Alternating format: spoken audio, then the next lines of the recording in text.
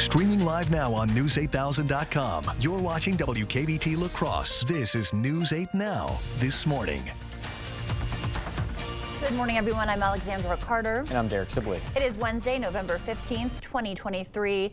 Having a little bit of a wacky Wednesday over here at News 8. I was going to say, hopefully everyone at home watching, hopefully your Wednesday is going okay. You know? Yeah. And thanks for your patience. You know, exactly. Technical issues can happen at any time. So it's a live broadcast. Yeah. We are coasting our way through. We did have a beautiful day yesterday, though. We certainly did. Yeah. Can we expect the same today, or? Yeah, I think, in fact, we're going to see even less clouds today. Perfect. So a lot more sun. Picture perfect blue sky out there as well, and our temperatures will be getting even warmer than what we had yesterday. So a live look at the satellite and radar loop, and you can see mainly clear weather conditions now with temperatures as you head out the door into the 40s. 45 in La Crosse, 43 in Winona, and 41 degrees now in Eau Claire. Sparta, you're currently at 38, but look at Black River Falls there, just north of Sparta at 35 degrees here this morning. Sunny conditions for the morning for the dog walking, and then that will continue for the afternoon walks, and the evening walks also look clear here for you and your furry friend. As we time out the details here, you can see lots of sun, temperatures into the 40s to start us off this morning, and then we're into the mid to upper 50s by the late morning into the early afternoon, and we should be in the low 60s by 3 o'clock today, while still remaining clear and sunny with light winds pretty much all day long here as well. Now, speaking of the winds, they're going to start to pick up as we head into tomorrow. I'll have more details coming on that in the full weather forecast in a few minutes. Alexandra? Thank you, Derek. Time now for our morning headlines, beginning in Israel, where the military says it has delivered medical supplies, incubators, and baby food to one of Gaza's largest hospitals, after also announcing a targeted operation there against Hamas militants. The Biden administration, meanwhile, says Hamas and other terror groups' use of tunnels under hospitals there is a war crime, while also urging that medical facilities be protected from airstrikes and gun battles. As the conflict in the Middle East stretches into its 6th week, thousands of demonstrators took to the streets in Washington to show support for Israel. CBS News' Doug Williams has the latest for us from Tel Aviv. Israel Defense Forces say they're carrying out a precise and targeted operation against Hamas in specific parts of Gaza City's Al-Shifa hospital. The operation comes as the White House is now backing the IDF's claims that Hamas and Islamic jihadists have used tunnels under hospitals in Gaza, including Al-Shifa, to support military operations and conceal hostages, with the U.S. government calling it a war crime. However, the Biden administration says it does not want to see strikes on hospitals. We do not want to see a firefight in a hospital where there are innocent civilians. The conflict has pushed Gaza's health sector to the point of collapse, with just one functioning hospital now remaining in northern Gaza. Yesterday, President Biden spoke again with Israeli Prime Minister Benjamin Netanyahu on the latest in the conflict and efforts to release some of the 200-plus hostages believed to be held by Hamas, including several Americans. I've been talking with the people involved every single day. I believe it's going to happen, but I don't want to get into detail. The president's comments came the same day that tens of thousands of demonstrators rallied in Washington, D.C. to support Israel. We stand! We stand!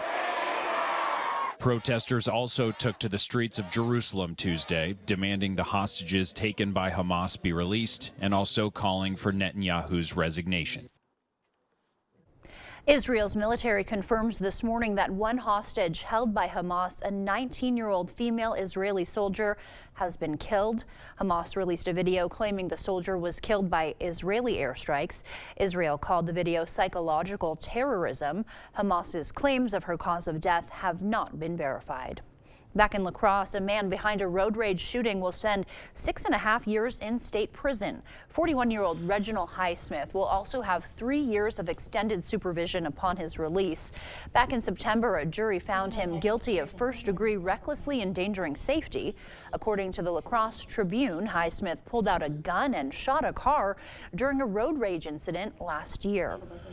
It's still unclear this morning if the man accused of a drive-by shooting in La Crosse is mentally fit to stand trial.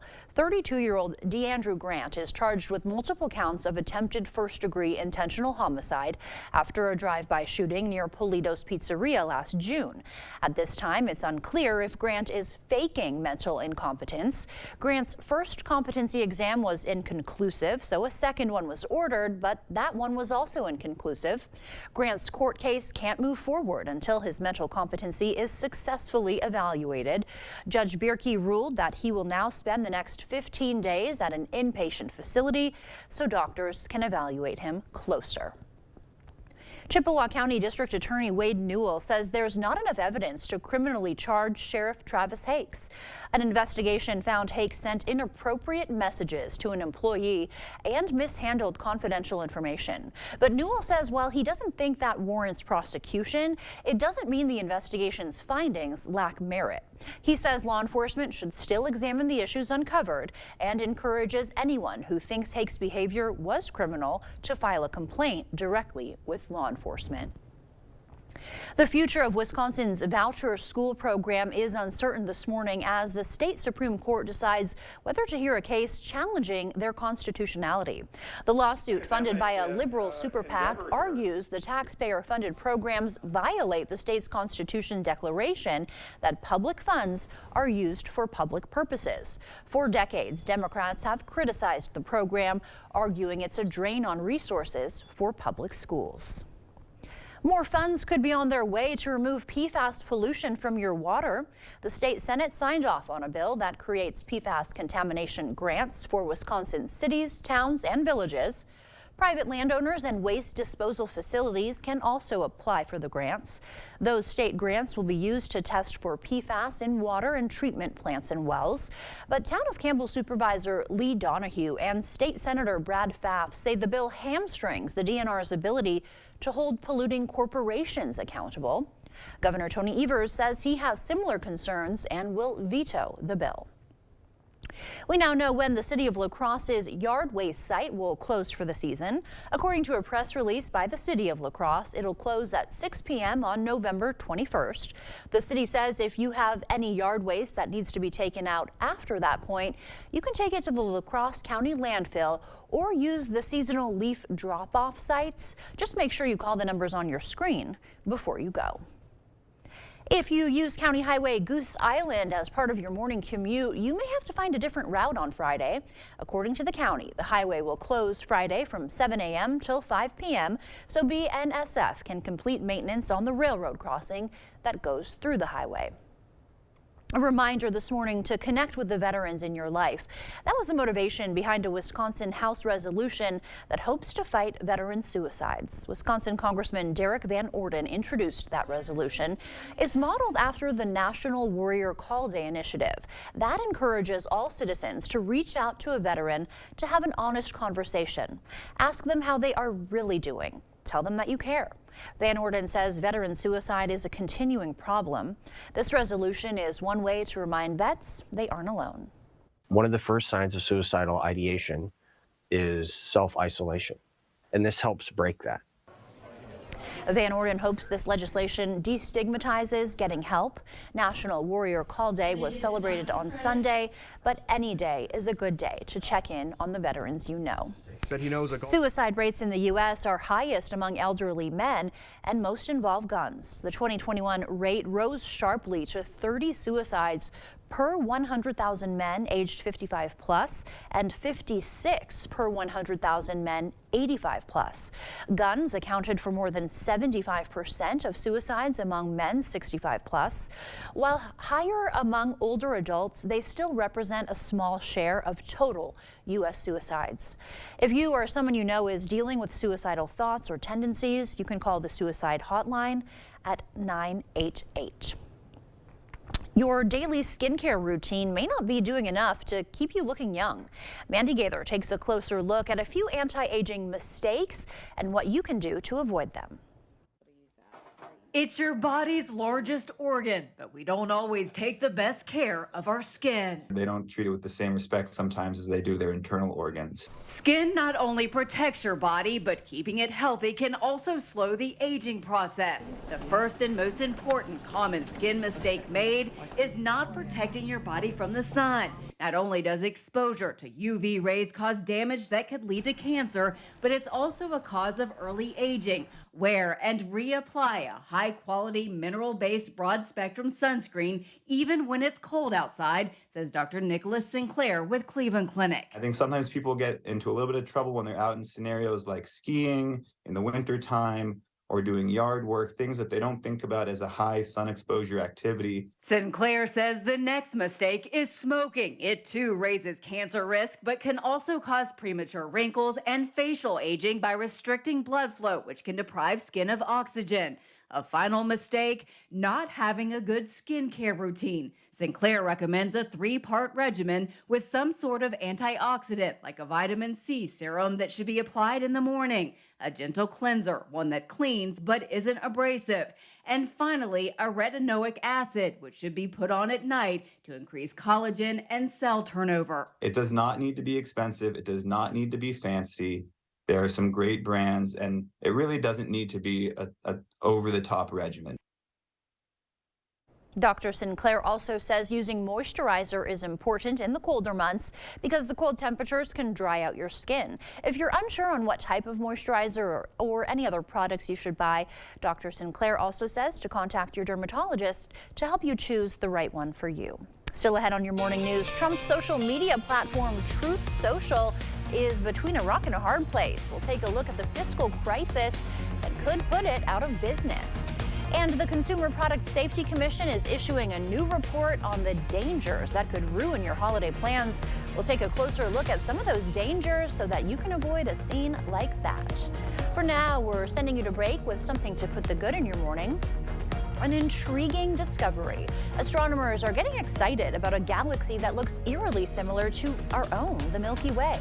The distant galaxy was spotted by the James Webb Telescope, which was launched in December 2021 to study celestial bodies over 13 billion light years away. The galaxy is called Sears 2112. It is the most distant galaxy ever observed. Astronomers believe the system formed soon after the Big Bang created the universe 13.8 billion years ago. Like our own galaxy, Sears 2112 is a barred spiral galaxy. Because of the system's distance from Earth and the dates of its formation, to look at the galaxy is to look back in time. Don't go anywhere. Your consumer news at News 8 Now this morning is after the break.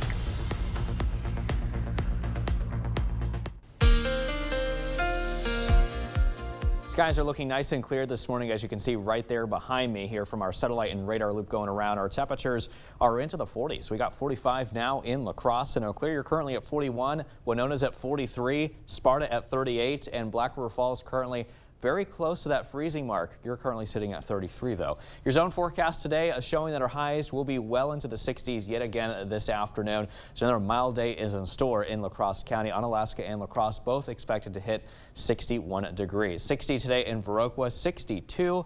And Stoddard doesn't really get much better than that, especially across our central zones. Very comfortable upper 50s to low 60s that are expected here today. Lots of sunshine to go around this afternoon as well. Here in the Chippewa Valley, looking absolutely marvelous. Highs into the upper 50s. Lots of clear skies here for us to work with as well here on this Wednesday. 45 degrees with sunshine to start on the bus stop forecast. Getting kids ready for school this morning. Not too bad. And on the way back home, it's like shorts weather for this time of the year. 61 degrees. Lots of sun here for us to work with. So I'll have a check on that full weather forecast coming up in a few minutes. The kids are going to hear it was shorts weather and run with that one, Derek. In your consumer news this morning, Truth Social's days may be numbered. That is Donald Trump's social media platform, and it's reporting some big losses. According to corporate filings, the company has lost $31.6 million since it launched in 2021.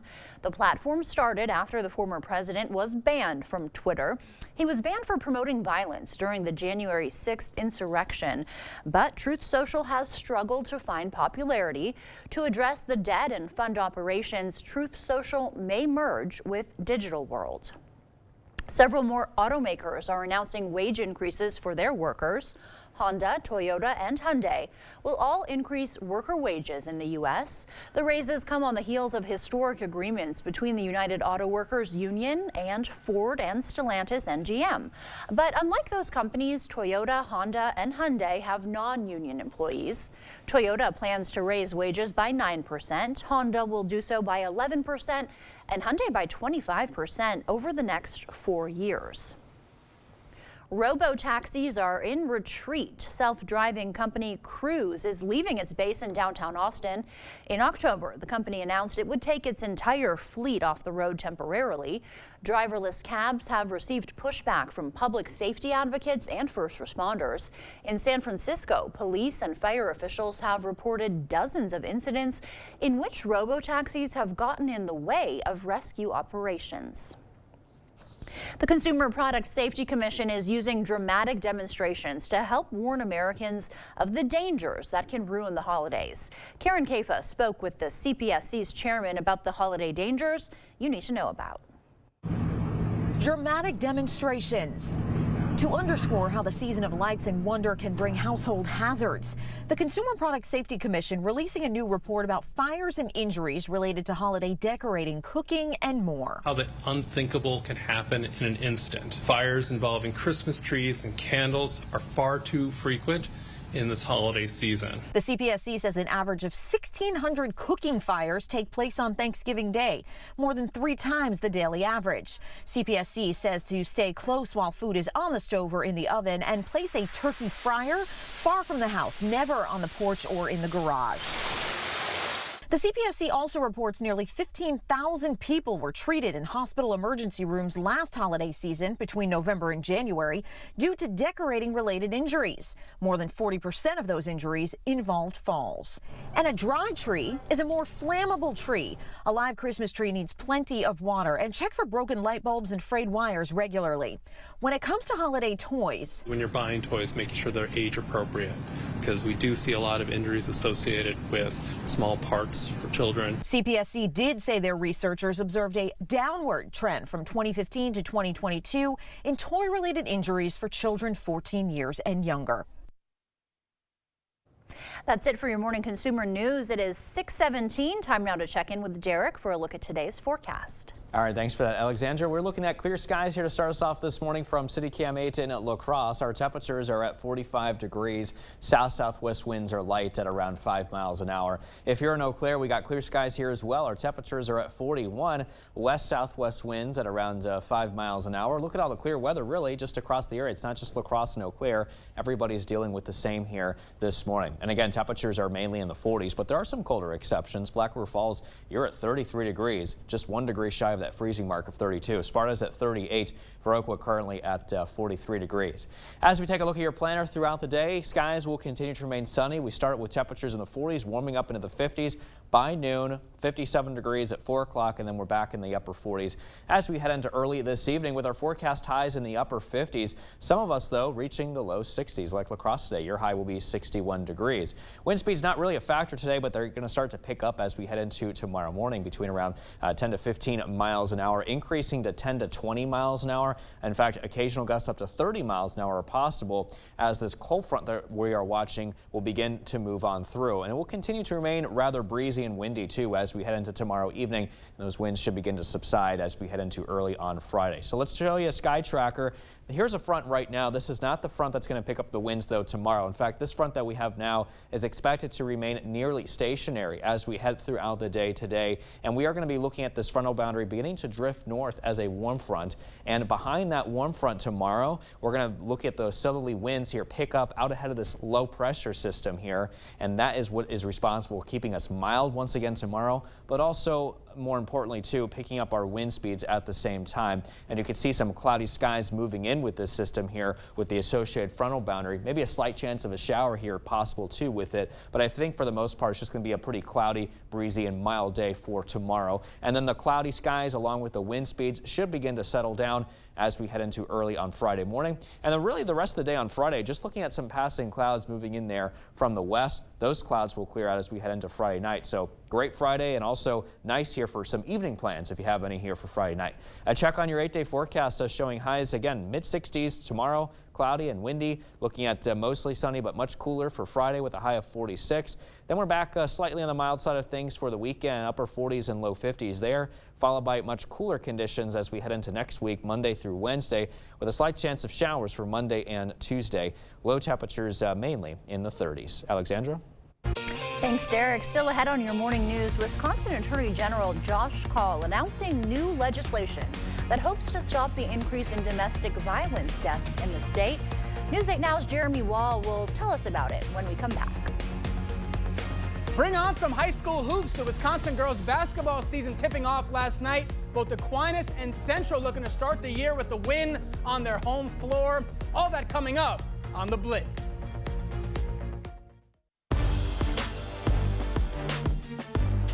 Welcome to The Blitz. It's time for some high school hoops. The Wisconsin girls basketball season tipping off last night. A few of our area squads in action looking for a win on opening night. We'll start the show in the MVC. Let's go to Aquinas. Blue Golds fell just one win short of a state title back in March. They were home last night hosting Platteville. The defense stepping up early. Blue Golds get the steal. The sophomore Sammy Davis down low for the deuce. Aquinas up early. Then it's the freshman Ava Fernholz finding Brooklyn Roar in the corner. The junior's going to rattle home the three. Blue Golds go up 5-5. Freshman, she was finding everyone last night. Again, it's Fernholz leading the charge, this time hooking up with the senior Maddie Murphy. Pretty finish off the window. Home team goes up by 8. And Fernholz doing it all in this one. She gets the steal. Why not finish what you started? She takes it all the way to the cup. Platteville rallies in the second half, but the Blue Golds open up the season with the win. They hang on 60-54. Let's stay in the MVC. Central at home last night hosting Menominee. The Mustangs money from downtown to open up the second half. That three puts them up by 9. Riverhawks respond though. Great ball movement from Central. Bella Masevich lays it up and in. It's back to a 7-point game. But the Mustangs open up the half on a 15-2 run. This corner three is good. Menominee goes up by 21. Other end, Riverhawks looking to rally. Pass down low goes to Alana Simpson. The sophomore spins and knocks down the J. She had a team high 20. That cuts it to 19. Home team not done. Later in the half, it's the freshman Ella Galitzer making it rain from three-point land. That makes it a 16-point game, but the Mustangs pull away. They couldn't miss from downtown. Menominee runs away with this one as Central falls at home, 74-46. Let's head over to Westby. Norseman opening up the season at home. They were hosting Melrose Mindoro. First half action, Mustangs open up hot. Claire Becker is going to put this one in to put Melman on top. Norseman fighting back though. Erin Gluck is going to knock down the three. Westby keeping this one close early on. Then later in the half, we got another three ball. This one from Natalie Miller. Norse only down by 4, but the Mustangs pulling away. Anna Radcliffe gets through the D for 2 more. And after stealing the ball, it's Cooper Zeman rushing down the court for a quick layup. Then with seconds left before the half, Caitlin Benish is going to nail the three here. That ties the game at 17. But second half, all Mustangs as Melman gets a win on opening night, 45-29. Let's go to Cochran Fountain City High. Pirates tipping off the season at home hosting GET. First play of the game, Emily Mann's going to lob it down low to Gina Gunther, who finishes strong at the rim and draws the foul. Then a couple plays later, off the steal, the Pirates looking to push the ball. They find Alexis Pronshinsky, who knocks down the triple. That gives the Pirates a 10-point lead. Later in the half, Pirates get another steal. This time it's Ashlyn Wanook. She pushes the ball, dumps it down low to Pronshinsky for the transition bucket. All Pirates in this one. They open the season with the win at home, 61-24.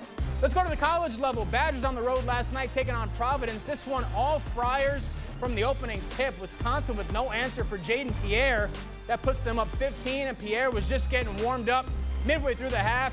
He does it again, pulling up from deep, knocking it down. Badgers down 18, and Pierre having his way last night, carving up the Badgers D. Wisconsin trailed by 16 at the break. Second half didn't get too much better. Badgers fall to 1-2 on the year, but they drop this one on the road, 72-59. That's going to do it for the Blitz. We'll see you tonight. You're watching News 8 Now.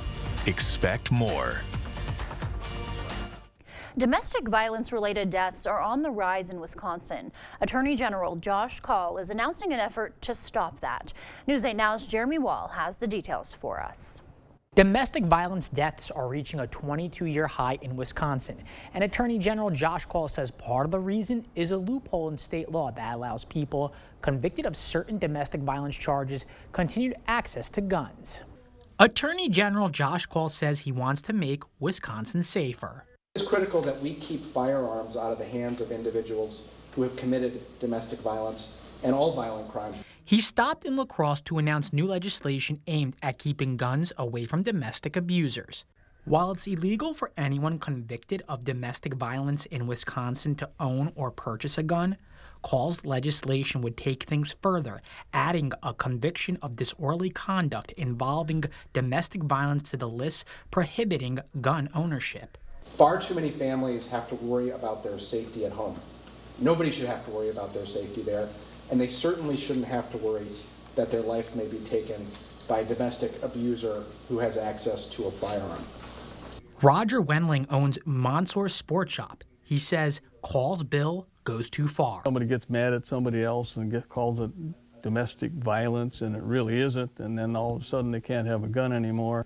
And then you got to go through some big process to get it out. Still, the numbers in Wisconsin are alarming. 1 in 6 domestic violence deaths nationwide happen here in Wisconsin, and police say there have been 12 incidents of domestic violence in La Crosse since August of 2021 in which a firearm was present.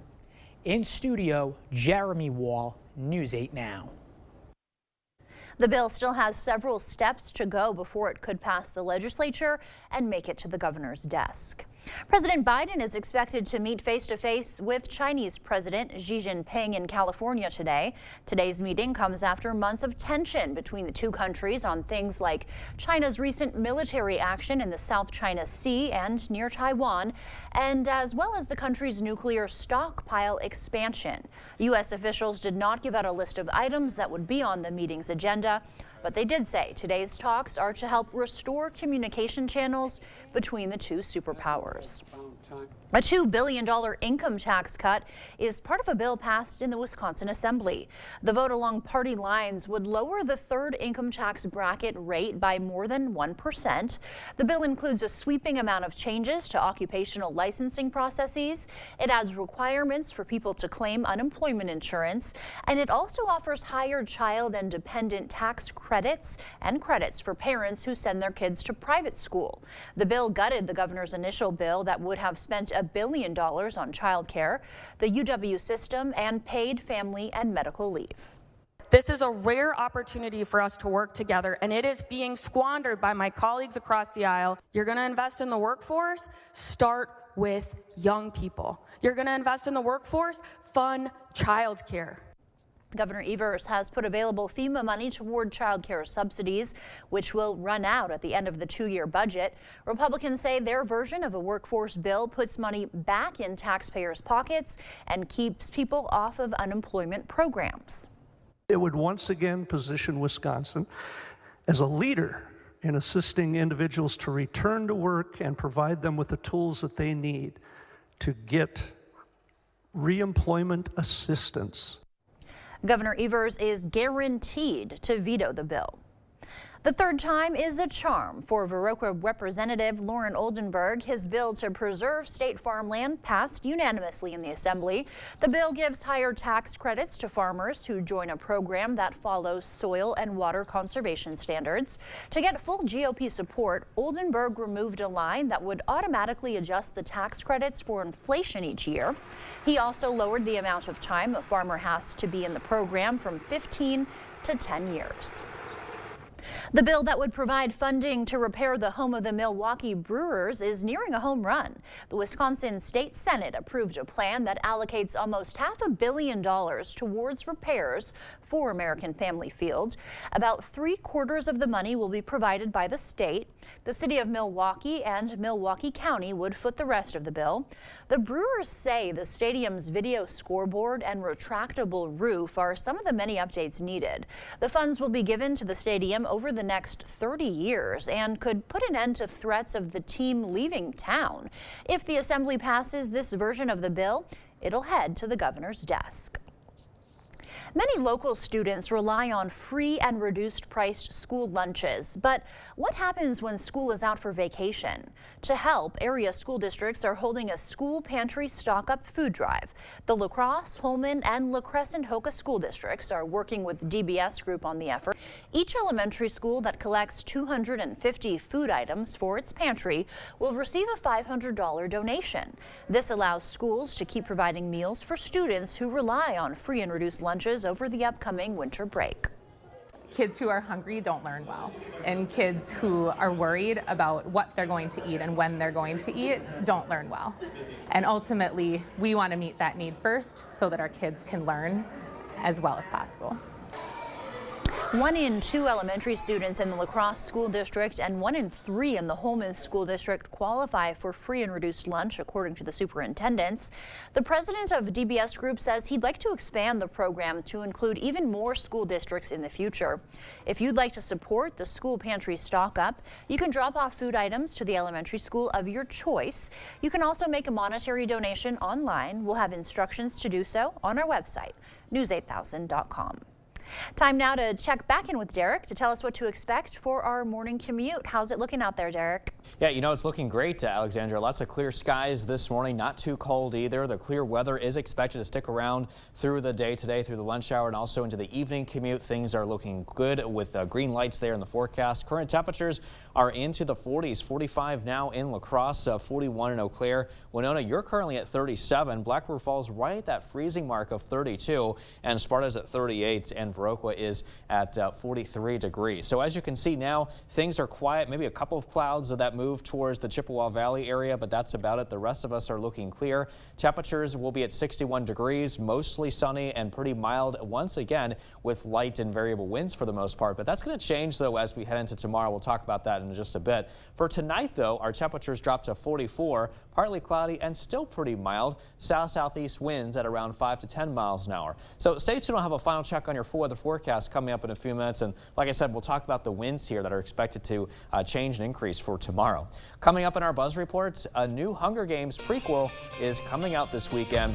We'll bring you a closer look at the new movie in just a few minutes. Stay with us. We'll be right back.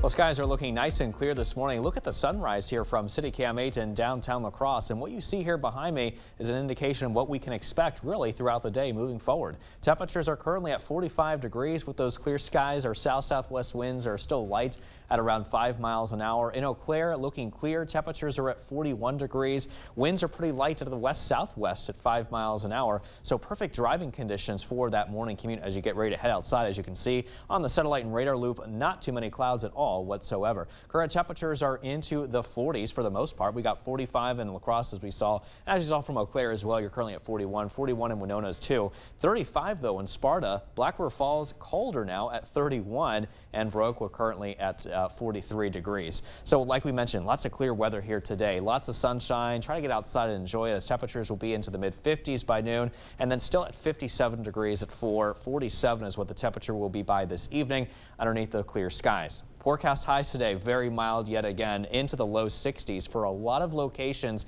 this afternoon, as we're going to be under the influence of a southerly wind here profile beginning to move in, especially as we head into tomorrow. The winds are going to start to pick up. Heading into Thursday morning, I think you'll notice a little bit of a breeze here, but especially more so tomorrow afternoon. Those wind speeds coming up from the southwesterly direction at around 10 to 20 or 15 to 20 miles an hour, and gusts up to 30 miles an hour certainly possible here too. Those winds will begin to subside though as we head into more so tomorrow evening and night. I think it will still be a little bit breezy up until around the 5 a.m. hour on 6 a.m. hour, I should say, here for Friday morning, and then the wind speeds calm down. You can see here on Sky Tracker that we do have a front here, but this is not the front that's going to be picking up our winds tomorrow. This front is actually going to hang around as we head into the afternoon hours here today, but then heading into overnight into tomorrow, you can see it moves up towards the north and transitioning to a warm front as it attaches itself itself to this next trough of low pressure moving in from the west. And that system with its associated cold front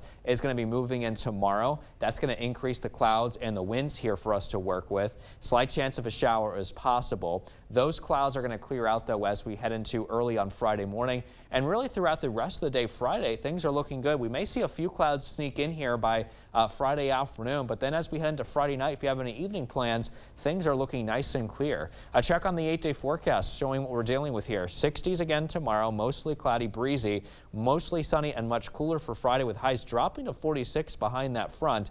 And then for the weekend, upper 40s, low 50s, watching for a chance of showers on Monday and Tuesday.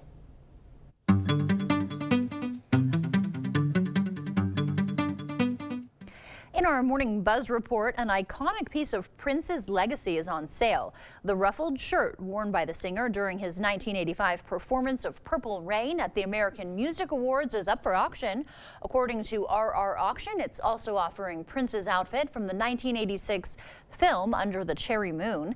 The company says the items showcase Prince's influence. The auction runs through Thursday.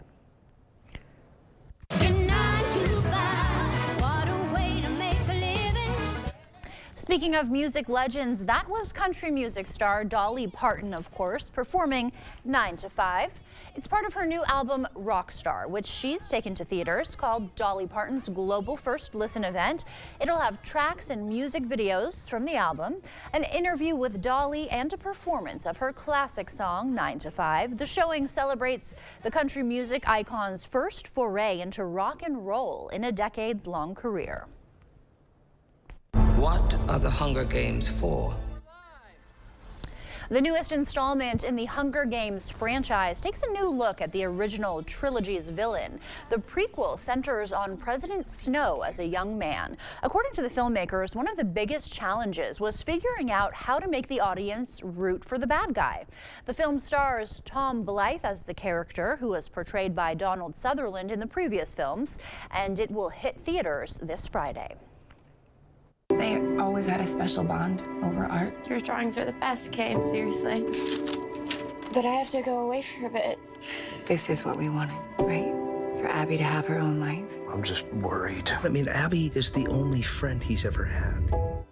Another upcoming film is When Time Got Louder. The drama explores the bond between a young woman leaving for college and her nonverbal autistic sibling. The Canadian drama stars Willow Shields and Elizabeth Mitchell. It's out in theaters and video on demand this weekend. So Dolly Parton kind of doing a foray into rock and roll. She was actually inducted into the Rock and Roll Hall of Fame. Oh, I saw that. Yeah. Congratulations. Yeah, that's really awesome. cool. Yeah. I saw an interview with her. She was kind of like hesitant to be inducted because, you know, she's not really considered a rock star. She's very humble. Yeah, she was herself. like, she didn't want to take away from true rock stars. Exactly. So she is a true humble queen. She is. She's awesome. And a legend. Yes, how can you not love her?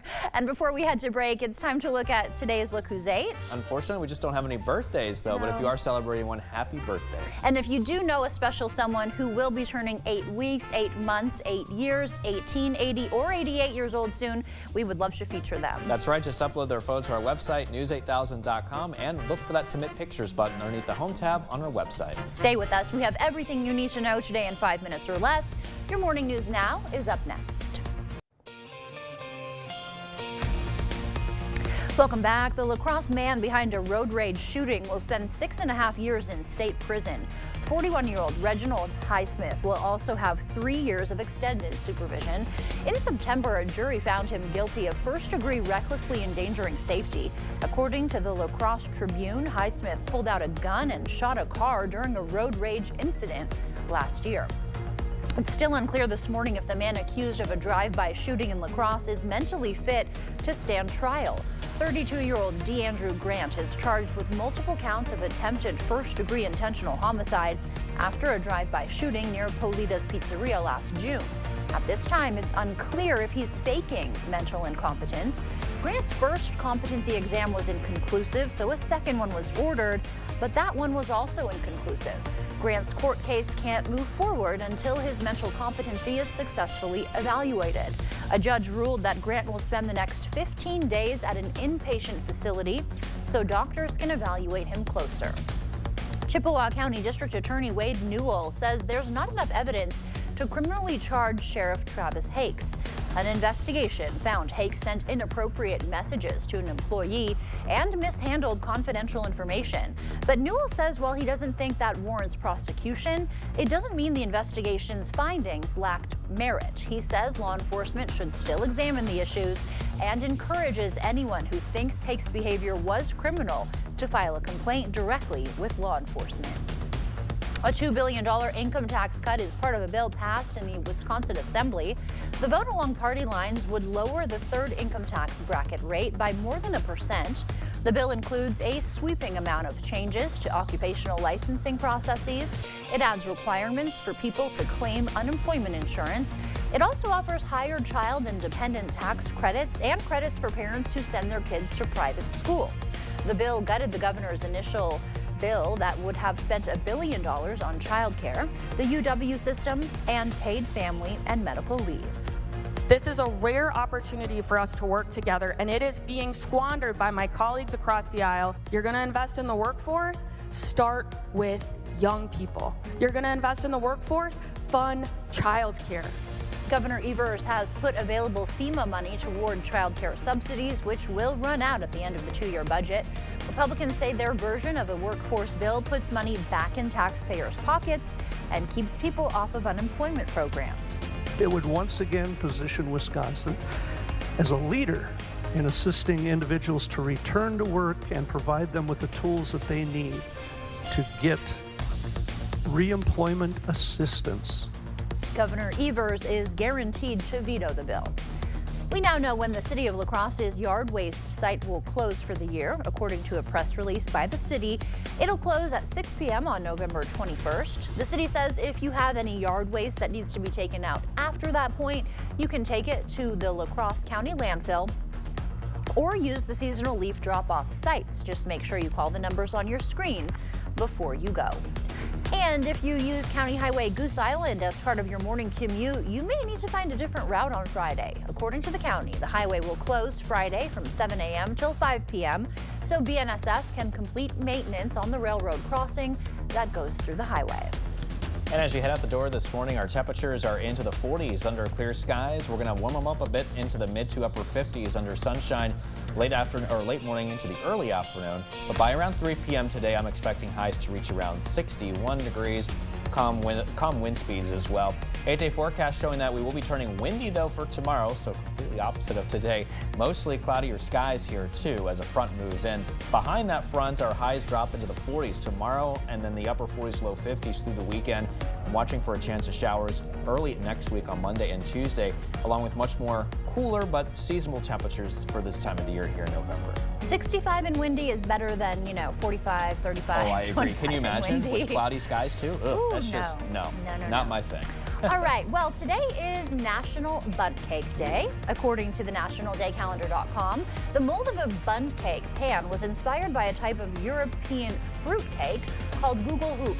The molds were made popular in the 1950s and 60s after cookware company Norrick trademarked the name Bundt to make the pan used to make these delicious cakes. Now, if you don't have a bundt cake pan at home, you can also make them using a fluted tube pan. I'm not sure if you don't have a bundt cake, will you really have a fluted tube pan? I've never heard of that. I feel like it's a little different. But speaking of different, that's very. I've never heard of that before. Oh, a bundt cake? You've never had one? No, it looks good though. They are very good. Yeah. They're delicious. It looks pretty tall too, a little bit. Yeah, and very intricate with compared to your the normal lines. flat cake. Yeah. Yeah, I wish we had some to try, but maybe one day. When we start doing these little, fun things at the end of the show, it's like we should try to bring them if we can. That'd be fun. Yeah, somebody out there, please bring us a bundt cake. Exactly. Well, thank you so much for joining us this morning. We will see you back here at noon. Have a great day.